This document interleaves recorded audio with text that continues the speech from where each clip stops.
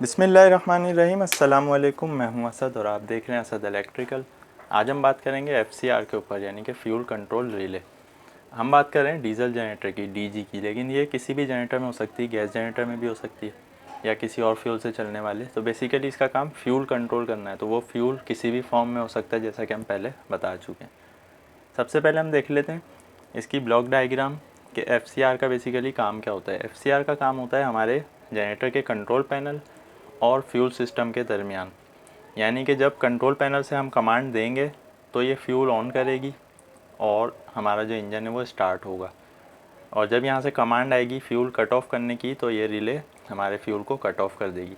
तो basically relay खुद से तो काम नहीं करती, इसको कमांड चाहिए होती है। तो इसको जो इनपुट मिल रही है वो हमारे कंट्रोल पैनल से आ रही है, जो भी हमारा कंट्रोलर लगा हुआ है जनरेटर के ऊपर, और ये कमांड कहाँ पर दे रही है, उसके बाद ये फ्यूल सिस्टम में दे रही है। ये फ्यूल सिस्टम कुछ भी हो सकता है, ये ECM भी हो सकता है इलेक्ट्रॉनिक इंजन में, ये एक्चुएटर वाले इंजन में गवर्नर भी हो सकता है, ये बिल्कुल मैकेनिकल के टाइप के इंजन में हमारा फ्यूल सोलेनाइड भी हो सकता है, जो हमारे फ्यूल पंप के ऊपर लगा होता है। तो कोई भी चीज़ जो फ्यूल सिस्टम है हमारे इंजन का, बस उसको जो कमांड जानी है वो इस रिले के थ्रू जानी है। अब हम इसकी सर्किट डायग्राम देखते हैं।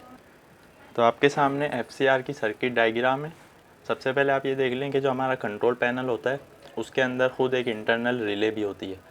अक्सर पैनल्स में इंटरनल रिले होती है, अक्सर में ये स्विच लगा हुआ होता है, की स्विच भी हो सकता है।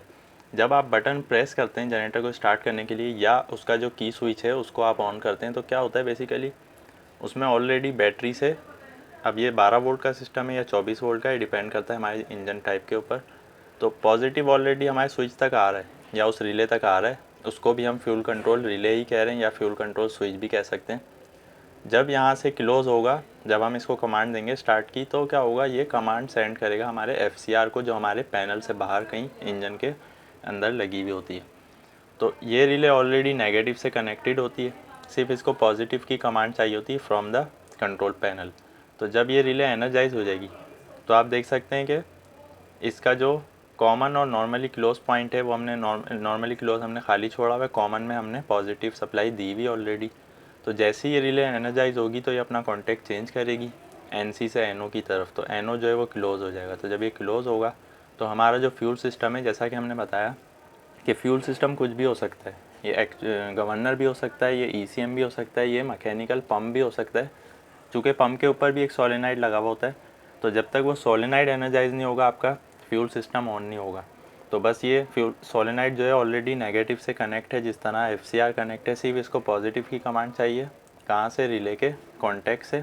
और ये कॉन्टैक्ट उसी वक्त क्लोज होगा जब रिले ऑन होगी, और रिले उसी वक्त ऑन होगी जब इसको पैनल से कमांड मिलेगी।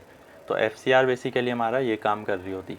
अब यहाँ पर हम ये देख सकते हैं कि हमारा जो फ्यूल सिस्टम है उसका लोड अगर ज़्यादा है, जैसा कि हम जानते हैं कि हमारी रिले के जो कॉन्टैक्ट होते हैं उसकी मैक्सिमम रेंज 10 एम्पेयर तक होती है।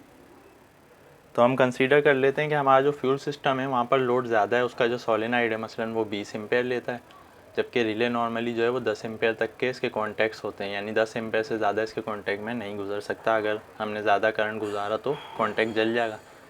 तो यहाँ पर फिर हम क्या करेंगे, इसके साथ एक, यानी इस रिले के साथ एक कॉन्टेक्टर लगाएंगे, और कॉन्टेक्टर लगाकर इस सप्लाई को फिर हम कॉन्टेक्टर के थ्रू से गुजारेंगे, ताकि हमारे रिले के कॉन्टैक्ट पर लोड ना आए, बल्कि जैसे ये रिले ऑन हो हमारा कॉन्टेक्टर ऑन हो और कॉन्टेक्टर से यहाँ पर सप्लाई जाए।